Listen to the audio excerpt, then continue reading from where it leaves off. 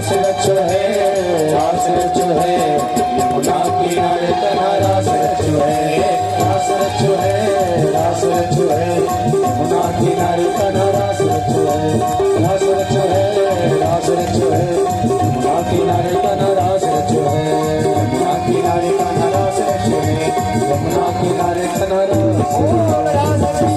भगवान की जय हो। ऐसा रास 6 महीना तक निरंतर होता रहा। इसका अर्थ क्या है?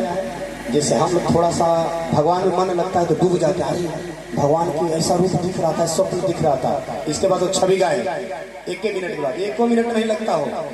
लेकिन आज वही ये लीला में 6 महीना तक प्रवेश डूबे रह गए और ऐसा रास होता रहा। आगे चल के एक दिन क्या हुआ कि अब गोपियां जब से रास रचाई है तब से भगवान जिधर जाते हैं तो गोपियां उन्हीं का गुण गाती है, भगवान का ही हर समय उन्हीं के लिए कोई भी कर्म करना, भगवत कर्म उन्हीं का गुण गाती है। तो एक गीत है जिसको बोलते हैं जुगल गीत। समस्त गोपियां एक जगह इकट्ठा हो जाती है और आपस में बात करती, सखी श्याम सुंदर के केस ऐसे हैं, उनके मोर पंख ऐसे हैं, उनके एक एक कटी प्रतंग अंग अंग का गोपियां आपस में बात करके और उनको आपस में बात करती है। वाम बाहु कृत वाम कपोलो वल्कित भ्रूर कराटित वेणु,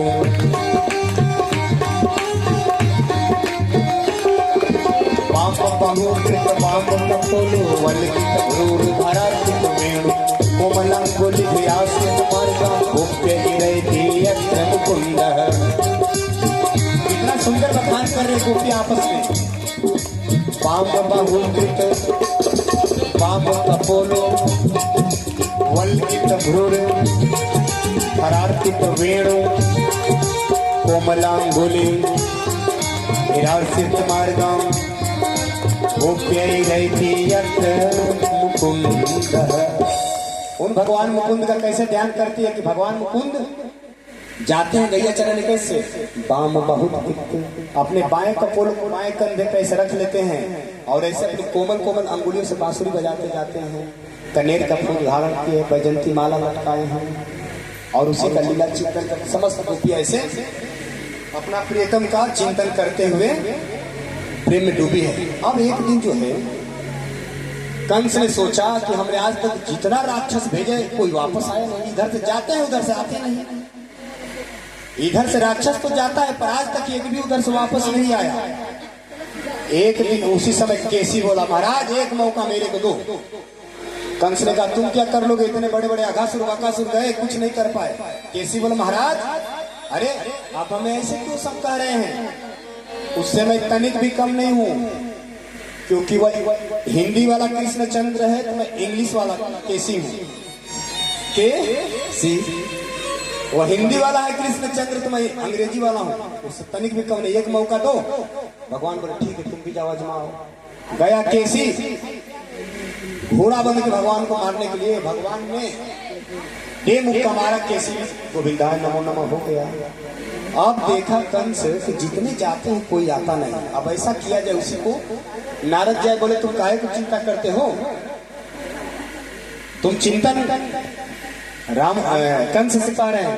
नारद जी तुम क्यों भेजते हो, ये बताओ, तुम इतने लोग को भेजे कोई आया है, कोई नहीं आया। अरे तुम कृष्ण बलराम को यही बुला लो, तुम तो खुद अपने जो परशुराम जी के द्वारा तुमको धनुष मिला उसका रोज यज्ञ करते हो हर साल। इस बार के यज्ञ में तुम बुला लो कृष्ण बलराम को, मेला ठेला लगता ही है, झूला आज बच्चे को थोड़ा भी मेला का लालच दे दो तो झूला झूलने चाट खाने के लिए मेला भेड़ लगाई देते हैं बालक तो नन्हे नन्हे बालक है, जैसे वहां शोर होगा कि मेला लगा है मथुरा में चलो तो आ जाएंगे, और यही मेला में जैसे वो लोग आएंगे तो कृष्ण बलराम को तो मार देना। नारद जी चढ़ा रहे हैं, देखो संत मूर्ख और संत कभी भी दूसरे के फूकने से बचते हैं। संत को कोई दूसरा फूकेगा तभी बचेगा, मूर्ख को कोई दूसरा कान में कोई बात भरेगा तभी वो ऐसा करेगा। नारद जी आते हैं कान में फूक जाते हैं, जानते कि मूर्ख है, बोले कि बुला लो नहीं दोनों को ही मार डालो।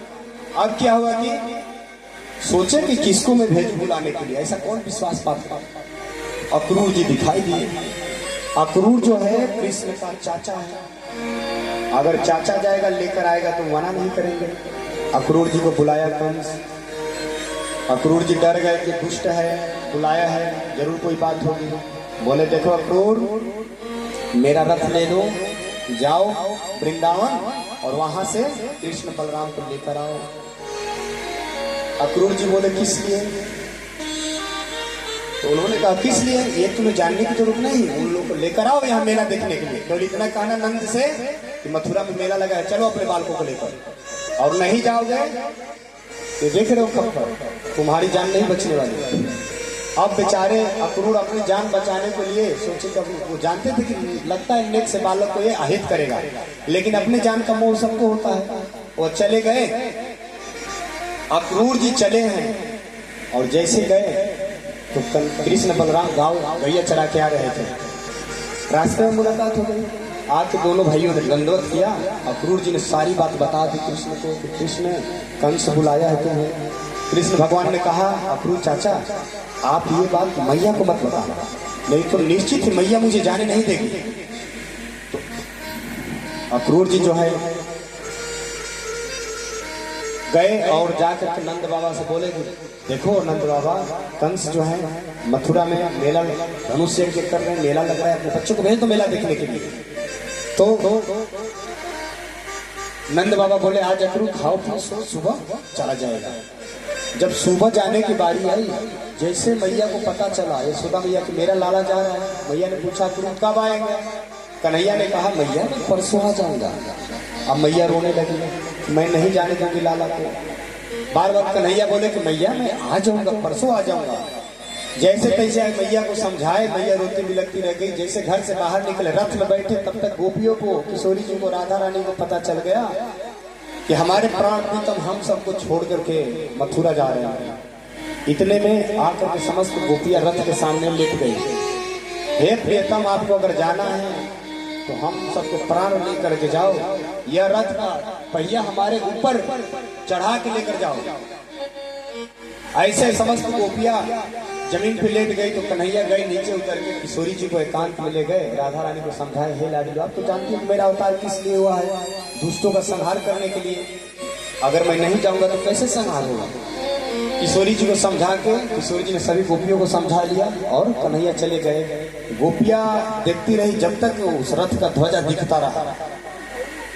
जैसे मथुरा में प्रवेश किए, यमुना जी में अक्रूर चाचा बोले कृष्ण थोड़ी 2 मिनट ठहरो तो मैं डुबकी मार लूं। तो कृष्ण बोले हाँ चाचा जी नहा लो। जैसे अक्रूर जी यमुना जी में डुबकी मारे तो अंदर वहीं बलराम कृष्ण देख रहे हैं जल के भीतर, और जैसे बाहर निकले तो रथ में वो बैठे हैं। जैसे डुबकी मारते तो दोनों अंदर बैठे हैं जल में, जैसे ऊपर निकले तो बाहर रथ में बैठे हैं। पूछे कि प्रभु अक्रूर जी को ज्ञान हो गया कि अब मुझे कोई डर भय नहीं है, जो कृष्ण बलराम कोई साधारण बालक नहीं है, कंस क्या इन्हें मारेगा, यही दोनों बालक कंस को मारेंगे।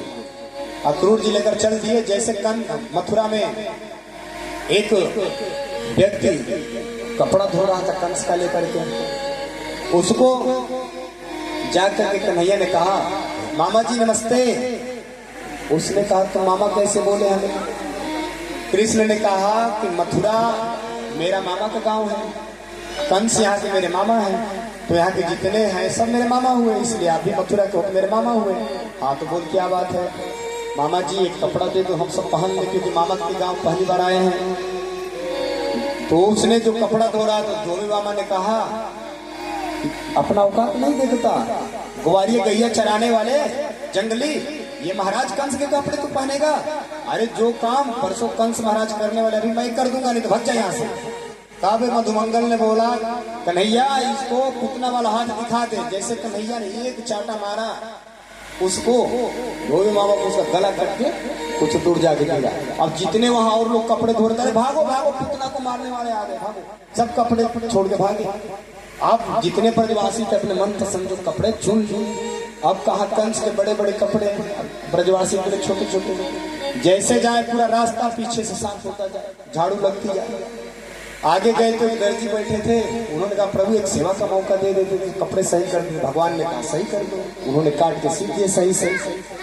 दर्जी को आशीर्वाद दे भगवान ने, भैया तुम कलजू खूब फलोगे फूलोगे, जितने के कपड़ा लोगे उतने की सिलाई हो जाएगी। आज होता भी है, सिलाई खूब बढ़िया है, चकाचक। तो भगवान आगे गए तो सैरेंधी पड़ी जो कंस को चंदन लगाने के लिए जा रहे थे, जिसको कुब्जा लोग कहते थे। वो 3 जगह से टेढ़ी थी, वृद्धा थी, बुढ़ी थी, सब तो कुब्जा कुब्जा कहते थे। भगवान सुंदर ने उस कुब्जा को बोला, सुंदरी। जैसे सुंदरी का भगवान को पीछे देखी, उन्होंने सोचा आज तक हमको सब कुब्जा कुब्जा कहते, त्रिवक्रा कहते हैं, ये कौन है पहली बार में सुंदरी कह रहा है। भगवान कृष्ण आए, बोले मैं वृंदावन से कृष्ण हूँ, नंद बाबा का लाला, मुझे चंदन लगा दो, मैं कंस मामा का भांजा हूँ। तो उसने कहा लाला। जैसे उन्होंने चंदन लगाया तो उसके बदले में भगवान ने कुब्जा के पैर पे पांव रखा और एक थोड़ी पे ऊपर किया, कुब्जा 16 वर्ष की सुंदरी बन गई। और जैसे सुंदरी बन गई तो भगवान के प्रति सीधे कांता भाव हो गया, पति मानने लगी। क्या कब हम मिलोगे?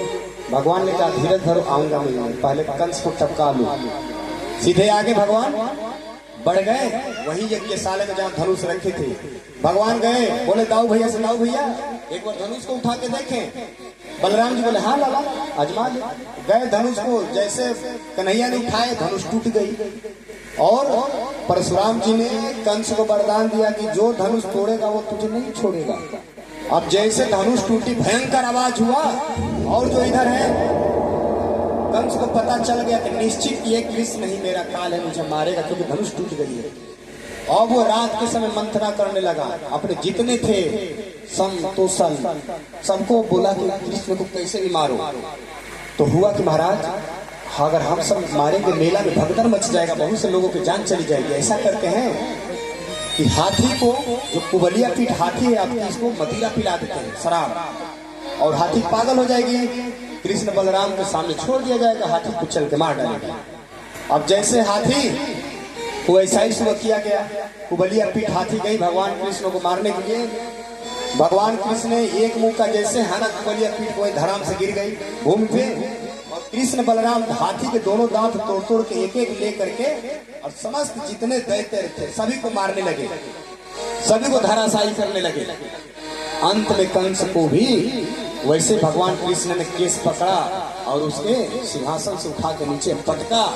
कंस भय के मारे इतना छटपटाने लगा कि जैसे मानो काला जीरा देखता है तो डर, किसी की आंख की पुतरिया काली देखता है तो डर। क्योंकि नारद जी बता दिए थे ना कि तुम्हारा काल काला होगा, मुरली वाला होगा, छोटा होगा, देखने में खोटा होगा, नटखट होगा। अब जैसे कृष्ण को देखा कंस भय के मारे कभी छोड़ेगा नहीं, पूरा कांपने लगा।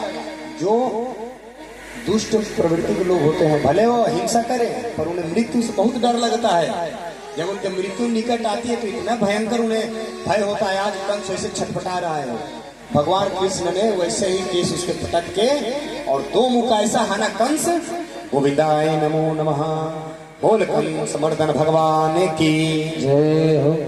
जब कंस मारा गया तो इधर जो है कि भगवान कंस को मार के और आए जितने मुष्टि चारों सबको एक मुष्टि को मारा, सबको संहार करके भगवान जितने सक्तोषण जितने ये कंस के थे परिकर सबको तहस नहस करके भगवान और अपने माता पिता देवकी वासुदेव को जेल से बाहर निकाले और अपने दादाजी को सिंहासन में बैठा। क्योंकि कंस ने अपने पिताजी को गद्दी से उतार दिया था, स्वयं राजा बन गया था। उग्रसेन महाराज को भगवान ने राजा बनाया और देवकी वासुदेव को आजाद किया। तो देवकी वासुदेव ने थोड़ा भी देर नहीं किया, लाला को देखे कि लाला अब बड़ा हो गया, 11 साल का हो गया है, इसको तत्काल भेजा जाए गुरुकुल। बच्चों को जैसे आजकल छोटे से बच्चे होते हैं, आजकल तो बड़ी प्रक्रिया वो हो गई है। बच्चा 4 साल का होता है तो 4 किलो की कॉपी किताब उसके पीठ पे लाद दिए जाते हैं, जहाँ इंग्लिश मीडियम पढ़ने। वो बेचारा इतना बस्ता झोला इतने छोटे से धोता जा रहा है। गुरुकुल भेज दिए, कहाँ? उज्जैन, संदीपनी जी के आश्रम में शिक्षा लेने के लिए। वहां गए भगवान। सर्वप्रथम संदीपनी जी ने भगवान का यज्ञोपवीत संस्कार कराया। ये संस्कार है भैया, आप सबके देखो दायित्व है आपको भी जब तक सभी संस्कार नहीं होते हैं तब तक आप द्विज अथवा अपवित्र नहीं होते हैं। रह गई बात संस्कार किससे कराएं, तो कोई आपको पुरोहित ब्राह्मण है उनसे याचना करे, अनुनय भी नहीं करे, उनको दक्षिणा तो जरूर कराएंगे, कुछ आपको बढ़ावा बताएंगे, नियमानुसार चले। अगर वैसा नहीं तो कलयुग में जो है परम पूज्य गुरुदेव ने ऐसा बाजार खोल के रख दिया हो, जहां जहां वही गायत्री शक्ति पीठ है और वहां सभी संस्कार निःशुल्क कराए जाते हैं। कोई ऐसा शहर नहीं होगा पूरा देश का कि जहां पे गायत्री शक्ति पीठ न होगा और वहां प्रज्ञा पुत्र नहीं होंगे। वहां गायत्री आए थे लेखपाल बता रहे थे महाराज जी हम तो एक हफ्ते से दौड़ रहे हैं, गुरुदेव का काम कर रहे, घर घर हवन बांट रहे हैं। तो कहने का मतलब है कि आपका जो संस्कार है बालकों का आज के समय बता रहा हूं इस मंच से। और ये कार्यक्रम भी गुरुदेव के सानिध्य में, गायत्री माता के सानिध्य में, अखिल विश्व गायत्री परिवार के सानिध्य में कार्यक्रम चल रहा है। हमारे जो दोनों परीक्षित परीक्षितानी महाराज है ये भी गुरुदेव के शिष्य हैं, गायत्री के साधक हैं, उच्च श्रेणी। तो कहने का तात्पर्य है कि किसी जो भी है अपने बच्चों का संस्कार जरूर कराएं। भगवान ने तुरंत भेजा गुरुकुल में, भगवान वसुदेव जी ने अपने लाला को यहाँ पे उनका सर्वप्रथम योगोपवी संस्कार हुआ है। फिर उसके बाद विद्यारंभ संस्कार है, अल्पकाल विद्या समपाई, थोड़ी समय भगवान ने हर प्रकार की विद्या 64 प्रकार की विद्या भगवान ने सीख ली। अब जो भी हम लोग ये विद्यालय में पढ़ने जाते हैं तो फीस देते हैं मंथली का, अगर जो गुरुकुल में जाता है वहां भी देना पड़ता है गुरु जी को दक्षिणा। भगवान बोले प्रभु अब मैं जा रहा हूँ, मेरी शिक्षा पूरी हो गई, 64 दिन में 64 विद्या मैंने सीख ली, अब दक्षिणा क्या दे दूं, आप जो मांगो दे दो। महाराज संदीपनी जी गुरु जी ने कहा बेटा हमें कुछ नहीं चाहिए, मैं अकिंचन गुरु ब्राह्मण हूँ, जाओ गुरु माँ से पूछ लो, अगर उनको कुछ चाहिए तो उन्हें दे देना। भगवान गए अपनी गुरु माँ के पास, जाके बोले मैया गुरु जी ने आपके पास भेजा है, आपको कुछ चाहिए तो बताइए मैं गुरु दक्षिणा में दूं।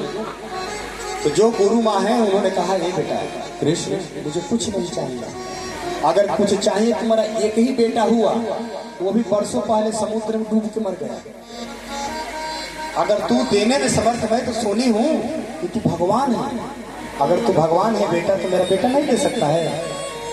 जो बेटा वर्षों पूर्व समुद्र में डूब गया, भगवान ने कहा माँ हे गुरु माँ आप चिंता न करो, मैं अभी आपके बेटा को लाती हूँ। भगवान तुरंत समुद्र में छलांग लगाए गए तो एक शंखाचूर नाम का राक्षस था, भगवान ने उसका वध किया और उसी के यहाँ से वरुण लोग जाकर के भगवान ने गुरु पुत्र को लाया और ला करके भगवान ने गुरु माँ को दिया। गुरु माँ प्रसन्न हो गई, सब लोग लाला को खूब आशीर्वाद दिए। फिर वहां से भगवान सीधे आए अपने मथुरा, और जब से मथुरा में भगवान आए हैं तब से इनके उदास चेहरे उदास रहते हैं, एकांत में रहते हैं, रोते हैं। तो जो बृहस्पति के शिष्य हैं उद्धव जी जब गए थे भगवान गुरुकुल में तो वहीं पे इनकी सुदामा जी से भी मित्रता हुई, उद्धव जी मिले।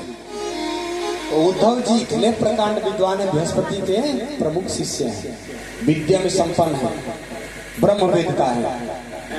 भगवान जब कृष्ण रो रहे थे तो उन्होंने कहा कृष्ण किस लिए रो रहे हैं, तब भगवान कृष्ण बोले उद्धव तू मेरा मित्र है। एक मित्र दूसरे को अपनी दिल की पीड़ा बताता है। मित्र देख मैं गोपियों के बिना नहीं रह पाऊंगा, मैंने उनसे बोला था कि मैं परसों आ जाऊंगा, अब परसों बीत गए, वो किस दशा में होंगे, एक बार तुम जाते हो उनका समाचार लेकर आते हो। तो उद्धव जी ने कहा कि इतनी सी बात है, उन गोपियों के लिए तुम रो रहे हो। भगवान ने कहा उद्धव वो भी मेरे लिए रो रही होंगी। उद्धव बोले मैं जा रहा हूँ, देखो अपने ज्ञान के बल पे ऐसा वैराग्य के ज्ञान दूंगा सब रोना धोना बंद हो जाएगा। भगवान बोले ठीक है भैया तू जाओ।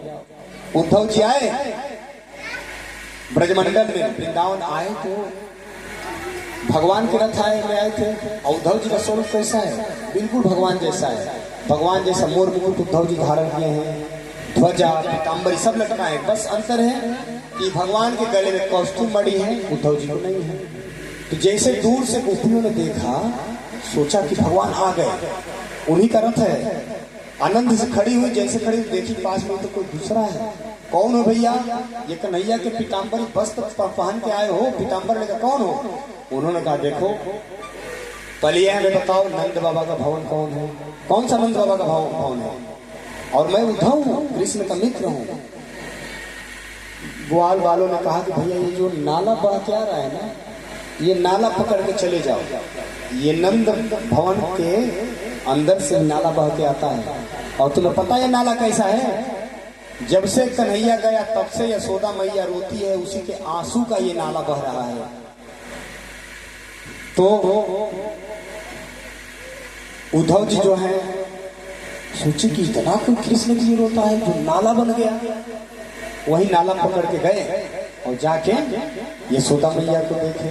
तो जैसे मैया ने देखा उद्धव, मेरा कृष्ण नहीं उद्धव है, तो मैया ने बोला, मैया से उद्धव बोले मैया तुम क्यों रो रही है? कन्हैया ठीक है। मैया बोले लाला चुप चुप चुप, लाला मेरा कन्हैया सोया अभी जग जाएगा, मैं पालने में अभी सुला के आई हूँ, मत बोल, आवाज नहीं करनी तो लाला जग जाएगा, रोने लगेगा। मैया ऐसे करके उद्धव को चुप करा रही है। उद्धव ने देखा कि मैया तो बिल्कुल पागल हो गई है कृष्ण के प्रेम में, मैं इसको कैसे समझाऊं, इसका होश आवास नहीं है। तब नंद बाबा से बोले कि गोपिया कहाँ है? मैं उनसे मिलना चाहता हूँ, क्योंकि कृष्ण ने हमें भेजा है गोपियों से मिलने के लिए। नंद बाबा ने कहा चले जाओ ऐसे यमुना के किनारे। जैसे गए वहां देखे कि गोपियां समस्त एक जगह वैसे गोल बैठी है, बैठ कर रो रही है। उद्धव जी ने वहां गए और जाकर गोपियों से देखे, जाकर के गोपियों से बोले गोपियों तुम क्यों रो रही हो?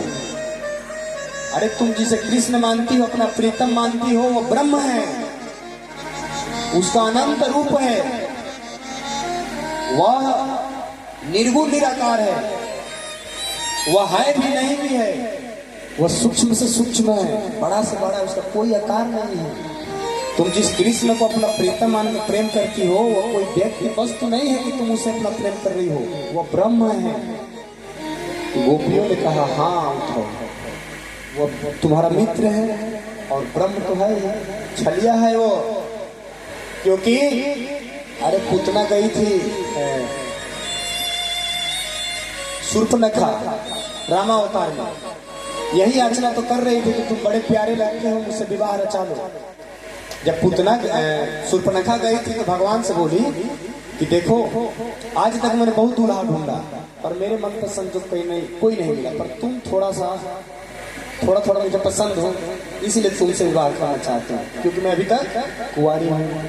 भगवान बोले कि भाई जैसे तुम हो वैसे मैं हूँ, पर लखनलाल के पास, अच्छा देखो दोनों झूठ बोल रहे हैं। इधर शूर्पणखा भी करे मैं कुंवारी, मैं भगवान भी उधर, जैसे ये व्यवहार वैसे वो व्यवहार। जैसे मानो दो मित्र हैं, चले गए एक दुकान पे, 1 रुपए दोनों की जेब में नहीं थे। जलेबी दुकानदार सेठ जी जलेबी छान रहे थे, तो एक मित्र बोला मित्र जलेबी खाने का मन कर रहा है, तो उसने कहा पैसे तो नहीं है, तो उसने कहा जो बगल में लोग खा रहे हैं वैसे हम भी मांग के खा लेंगे। तो बोला हाँ चल। दोनों मित्र गए, बोले ओ सेठ जी जलेबी कैसे पाव है? तो उसने कहा भैया जलेबी तो 30 रुपए पाव है, 1 पाव दे दो। एक मित्र 1 पाव जलेबी लिया, लेके खाने लगा। पर दूसरा मित्र देखा उसके पास 1 भी रुपए नहीं है, वो जलेबी लेके खाने लगा। मैं भी चलता हूँ, जो उसके साथ होगा मेरे साथ भी होगा। वो भी गया, बोला सेठ जी मुझे भी 1 पाव जलेबी दे दो। वो भी 1 पाव जलेबी लिया, वो भी खाने लगा। अब जब दोनों खा लिए जाने लगे, दुकानदार ने कहा ओ भैया पैसा दे जलेबी का। उसने कहा सेठ जी मैं आपको जलेबी लेने से पहले पैसा दे दिए थे। उसने कहा नहीं तुमने पैसा नहीं दिए थे, मैं अपनी सौगंध खाता हूँ। क्यों भाई आप लोग बताओ, मैं सेठ जी को पैसा नहीं दिया था। उन्हें कहा नहीं दिए थे भाई, तुम तो जलेबी लेकर चले गए, अपने मित्र से पूछ लो। मित्र से पूछा गया, हलवाई ने पूछा क्यों भैया आपका मित्र ये पैसा दिया था? अब देखो वो जो दूसरा खा रहा था वो कह रहा है ए सेठ जी देखो मैं सच बोलता हूँ, पैसा सबसे पहले मैं भी लेते समय पैसा दे दिया था। हाँ तुम तो दिए थे, मैं देखा था, तुम पैसा पहले दे के जलेबी लिए थे, लेकिन इसने नहीं दिया था। तो कह रहा है कि नहीं सेठ जी जैसे मैंने आपको पैसा दिया था वैसे ही मेरा मित्र भी दिया था आपको पैसा, आपको याद है? पैसा दोनों में कोई नहीं दिए थे। अब सेठ बोला ठीक है भैया जाओ। ठीक उसी प्रकार शूर्पणखा जो है अभी कुंवारी नहीं है, राम जी से झूठ बोल रही है कि हम कुंवारी हैं। तो भगवान राम जी ने उसका वध किया। तो गोपियां कह रही हैं कि वो बेचारी जो शूर्पणखा थी, प्रेम से विवाहित तो करने के लिए कह रही थी, लेकिन इसने क्या किया, उस बेचारी को अरे न करता, मना कर देता, छोड़ देता। लेकिन उसे न जीने लायक छोड़ा, न मरने लायक, उसको नाक दिखाने नहीं लायक छोड़ा, उसका नाक काट लिया, कान काट लिया। वो बेचारी कैसे नटकटी, वो कैसे समाज में हो, कैसे वो रही, किसी लायक नहीं छोड़ा। अरे वो दो भाई थे, वो बलि और सुग्रीव और बाली, दोनों भाई आपस में, उनका आपसी लड़ाई था। ये जाके बीच में छींट के मार दिया बाली को। बताओ उसे क्या लेना देना था। वह बेचारा जो बलि यज्ञ कर रहा था, उससे इसने वचन लिया। 3 बग भूमि नापने के समय इतने छोटे छोटे था, और जैसे नापने की बारी इतना बड़ा हुआ कि उस बेचारे को नाप दिया, उसको पटक दिया, उसका सारा धन ले लिया। ये छलिया है कृष्ण, तुम्हारा मित्र है छलिया। इतने में भौरा आया, गुनगुनाते भ्रमण गीत है, मधुबकी तब बंधो, बोली कि ये तुम्हारा कृष्ण काला, ऐसे भावरे काले। गोपियों ने बड़ी उलाहना किया। जैसे उद्धव ने सुना कि हम जिनको गवार ग्वालिनिया समझते थे, इनको तो संपूर्ण कथा याद है कि पूर्व जन्म में राम थे, ब्रह्म थे, उनको मारे, उनके नाक काटे, उनका पूरा धन वैभव 3 पग में छीने, हम इनको अनपढ़ समझ रहे थे, और ये तो हमसे परम विद्वान है। और उनका प्रेम देख करके उद्धव जी उनके चरणों में गिर गए, और गिर के तुरंत वहां से वापस लौट गए। और लौट के आके भगवान कृष्ण को लगे खड़ी खोटी सुना, तू छलिया है, तू गोपियों के साथ छल किया है, पता है तुझे? मैया दिन रात रो रही है, गोपियां तेरे बिना एक पल नहीं आंसू बहा रही है, तू उनको छोड़ के यहाँ आया है। भगवान तो चाहते थे कि उद्धव के अंदर जो ज्ञान का भी मान है और निर्गुण ब्रह्म का जो सत्ता स्थापित है, इसके अंदर हृदय में प्रेमामृत जागृत हो जाए। तब भगवान ने कहा, उद्धव जरा इधर देखो, आंख बंद करो। जैसे उद्धव जी ने आंख बंद किया तो देखा यमुना जी के तट पे भगवान कृष्ण समस्त गोपियों के मध्य में बैठे हैं और रास रचा रहे हैं। उद्धव ने देखा, अच्छा।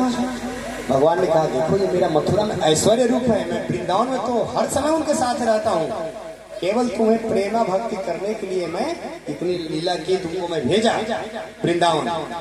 उद्धव जी को ज्ञान हो गया हर चीज का, और तब जाकर के उद्धव ने भी भगवान को प्रणाम किया है। अब इधर क्या हुआ कि एक बार ये जो कृष्ण बलराम है, भगवान कृष्ण अपने दादाजी को बैठा दिया गद्दी पे, और तब से जैसे सुना जरासंध कि मेरा जो दामाद था कंस, उसको मार दिया है कृष्ण ने, जो मेरी दोनों बिटिया है आस्ती और प्राप्ति, वह विधवा हो गई है, रोती हुई आई बाप के साथ। जरासंध रहता है मगध नरेश में, भगवान रहते हैं मथुरा देश में। मथुरा देख रहे आगरा के पास, और मगध कहाँ है?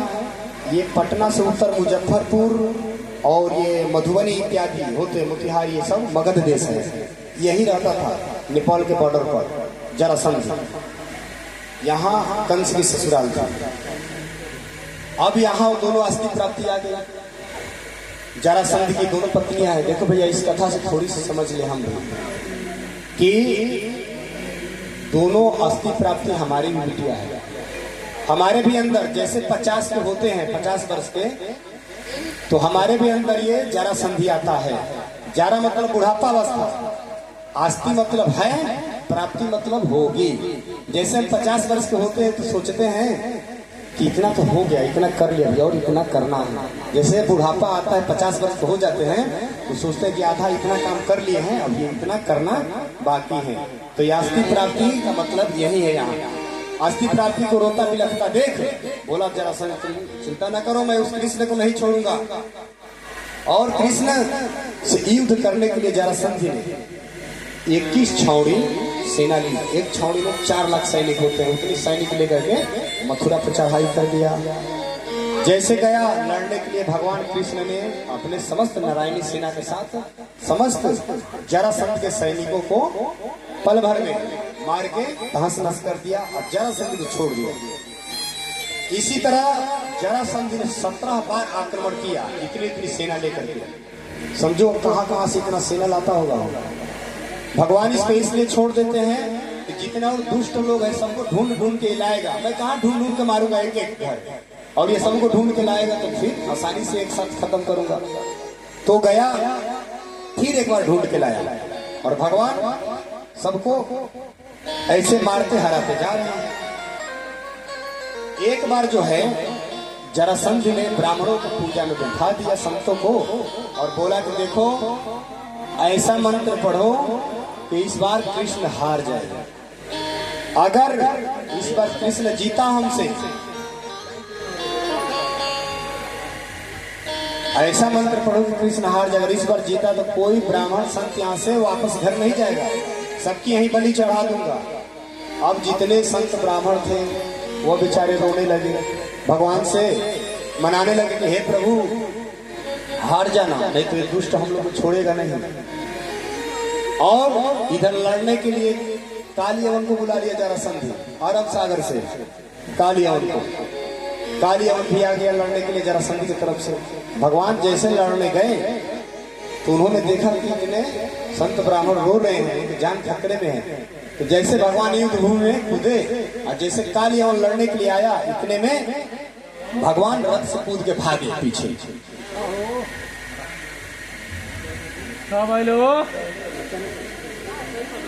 बोल भागवत महापुराण की।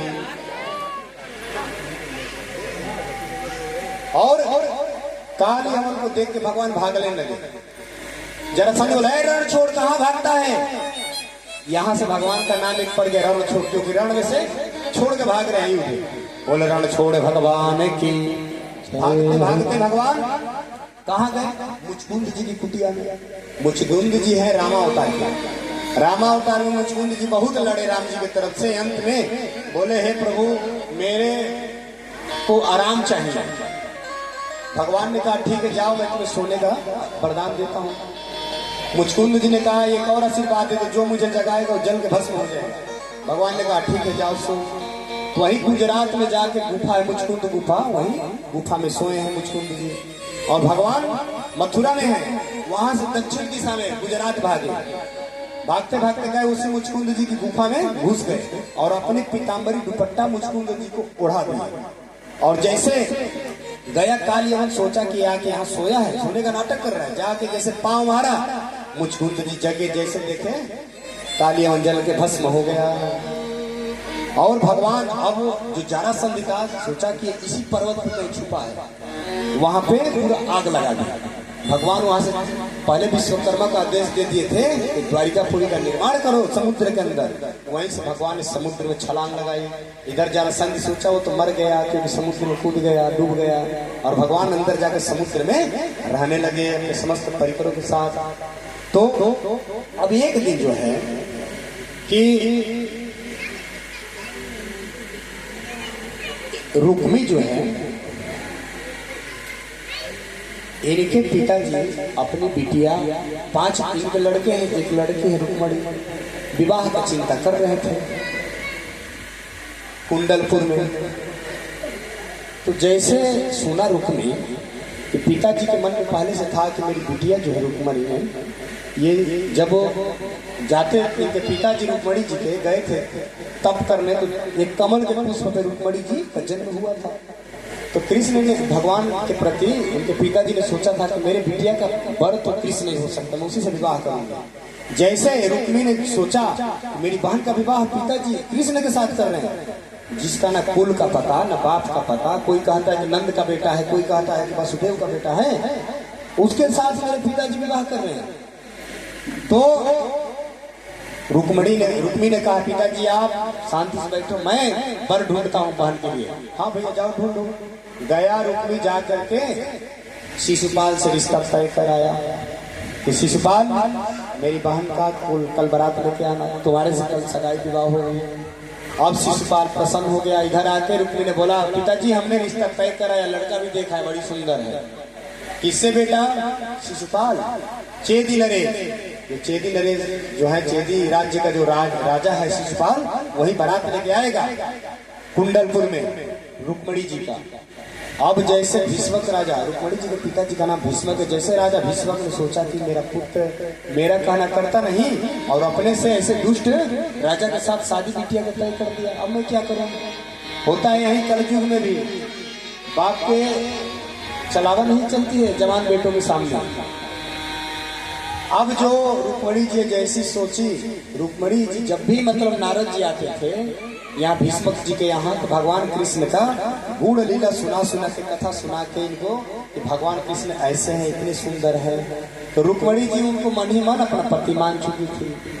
अब जैसे उन्होंने सुना कि मेरा तो बर शिशुपाल बन के आ रहा है, वो रोती हुई भाभियों से बोली, भाभी देखो ना भैया ऐसे कर रहे हैं और हम तो प्रभु कृष्ण को हम अपना पति मान चुके हैं, आप जरा भैया से कहो। भाभी लोग बोले देखो तुम्हारे भैया खतरनाक हैं, अगर तुमको कुछ शीघ्र से शीघ्र चाहते हो कृष्ण से विवाह हो तो पत्र लिखो और जो ब्राह्मण देवता दरवाजे पर उनसे भिजवाओ द्वारिका, अवश्य भगवान तुम्हारे लिए कुछ करेंगे। रुक्मणी जी ने वैसा ही पत्र लिखा, पत्र ब्राह्मण के द्वारा बोला शीघ्र ले जाके भगवान कृष्ण को द्वारिका में दे दो ब्राह्मण देव, मैं इसके बदले आपको 10 गुनी दक्षिणा दूंगी। ब्राह्मण देव का शीघ्र रथ से गए हैं द्वारिका, जाके उस पत्र को दिए हैं, जाके द्वारिका अपने भगवान को जैसे पत्र दिए, भगवान बोले आप ही सुना दो क्या लिखा है, आप लोग से हमारी कौन सी बात छिपी है। तो भगवान ने बताया, भगवान को ब्राह्मण देवता ने बताया कि प्रभु जो भीष्मक कुंडलपुर के भीष्मक राजा की पुत्री रुक्मणी है वह आपको अपना पति मान चुकी है और उनका विवाह जो शिशुपाल के साथ उनके भाई जबरदस्ती कर रहे हैं। उन्होंने लिखा है कि अगर शेर का भाग गीदड़ ले जाए तो इससे अच्छा है कि आत्महत्या करना, मैं अच्छी समझूंगी, पर विवाह शिशुपाल को बढ़ करना नहीं, क्योंकि आप शेर हो और ये गीदड़ बारात लेके आ रहा है, तो मैं प्राण त्याग दूंगी पर उससे विवाह नहीं करूंगी। अगर चाहते हो मेरा प्राण बचाना तो मैं कल जाऊंगी गौरी पूजन करने के लिए अपने सखियों के साथ गांव के बाहर मंदिर में, तुम आ जाना, वहीं से मेरा हाथ पकड़ के अपहरण करके लेकर चली जाना। अब ये भगवान पढ़ लिए, बोले ब्राह्मण देवता सब चलो बस मैं आ रहा हूँ। अब इधर क्या हुआ, अभी बलराम जी के विवाह नहीं हुए बड़े भैया की, तो जो त्रेतायुग के रेवत राजा है अम्बरीश के वंशज में, उनकी लड़की है रेवती, उनका विवाह को बर मिला नहीं तो ब्रह्मा जी के पास हो गए। रेवती जी महाराज पूछे महाराज हमारी बिटिया के लिए कोई नहीं लड़का रचेगा, नहीं बनाए हैं। ब्रह्मा जी बोले हे रेवती जी महाराज आपकी बिटिया के लिए दूल्हा द्वापर युग में आएगा, बलराम शेषनाग, उसी से आपकी बिटिया का विवाह होगा। तो आज वही बलराम जी का विवाह रेवती जी के साथ हुआ है।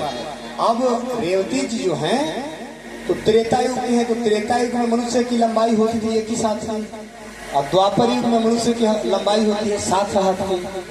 अब 3 गुना लंबी है पत्नी जी और पति देव ऐसे नाटी छोटे।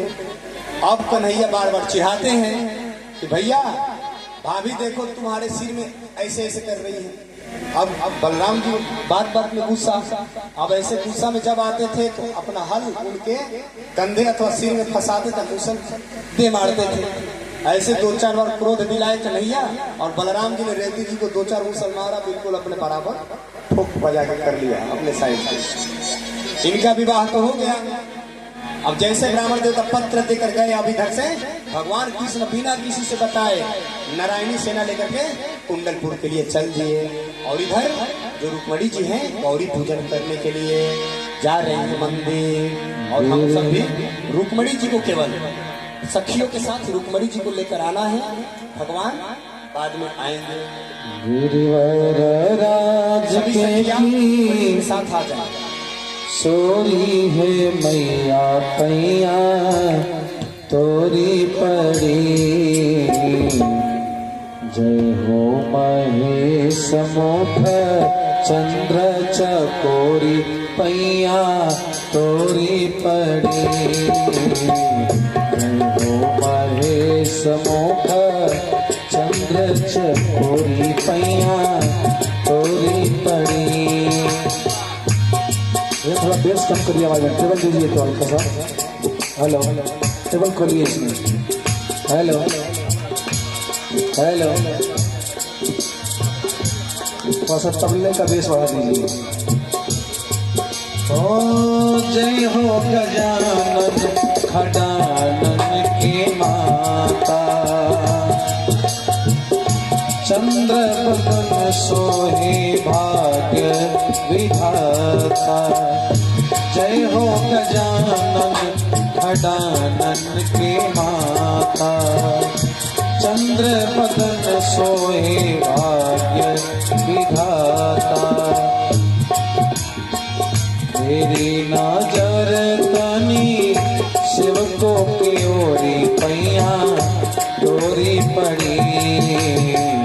जय हो महेश मुख चंद्र चकोरी पैया तोरी पड़ी। बोल गौरी मैया की जय हो। गिरवर राज के की सोरी है मैया पैया तोरी पड़ी। जय हो महेश मुख चंद्र चकोरी पैया तोरी पड़ी।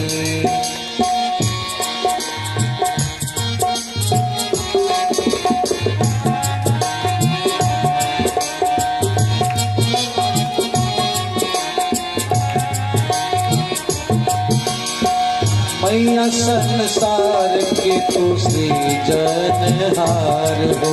रुक्मणी जी को लाया जाए, सखिया रुक्मणी जी को। रुक्मणी जी थाली में पुष्प इत्यादि थाली ले जाते। रुक्मणी जी आए अपने सखियों के साथ थाली लेकर गौरी पूजन करने के लिए। यहाँ के विराजे। हाँ मैया संसार के तू सृजनहार हो। पालनहार तू ही कर लो संहार हो। हाय मैया संसार के तो सृजनहार हो। पालनहार तू ही कर लो संहार हो। पति धर्म देशी रोमड़ी है मैया पैया तोरी पड़ी। पति धर्म में सी रोमड़ी है मैया पैया तोरी पड़ी। जय हो महेश मुख चंद्र चकोरी पैया तोरी पड़ी। गिरवर राज के की सोरी है मैया पैया तोरी पड़ी। गिरवर राज के की सोरी है मैया पैया तोरी पड़ी। जय हो महेश मुख चंद्र चकोरी पैया तोरी पड़ी।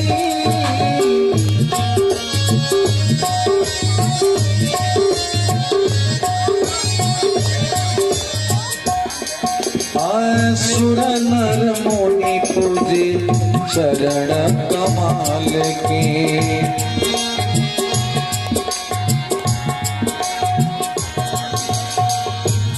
रुक्मणी मैया को लिया कर कहा जाए और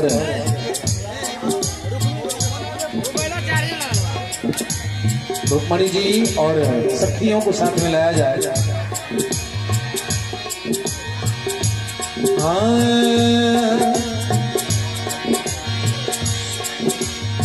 सुर नर मुनि पूजे चरण कमाल के।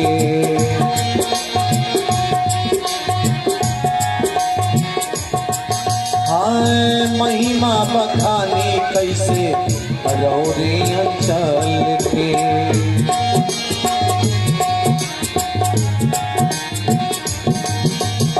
सुर नर मुनि पूजे चरण कमाल के।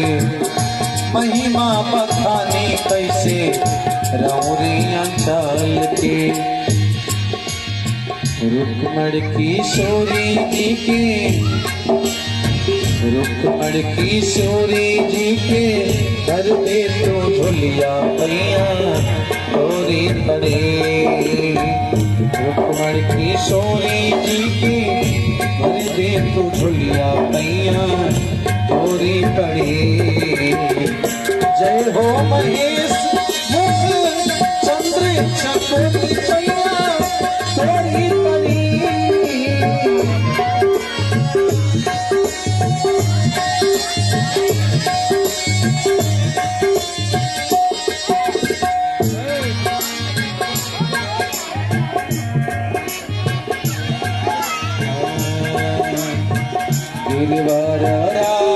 की सोरी है मैया मैया। माता रुक्मणी गिरजा पूजन के लिए आई हुई है और सभी लोग माता रुक्मणी का दर्शन कर रहे हैं। अभी वजह नहीं है, खड़े मत होइए, खड़े मत होइए, अभी भगवान बैठ जाइए, अभी विवाह होगा भगवान का, विवाह हो जाएगा फिर खड़े विवाह होगा फिर खड़े होने का मौका मिलेगा। भैया थोड़ा साउंड छोड़ दीजिएगा आप लोग, भैया भैया थोड़ा सीधा हट जाइएगा, बैठ जाइए।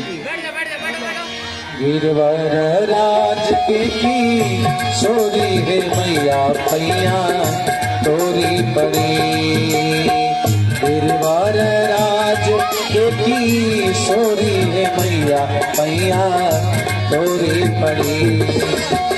जय हो महेश मुख चंद्र चकोरी पैया तोरी पड़ी। जय हो महेश मुख चंद्र चकोरी पैया तोरी पड़ी। गिरवर राज की सोरी है मैया पैया तोरी पड़ी।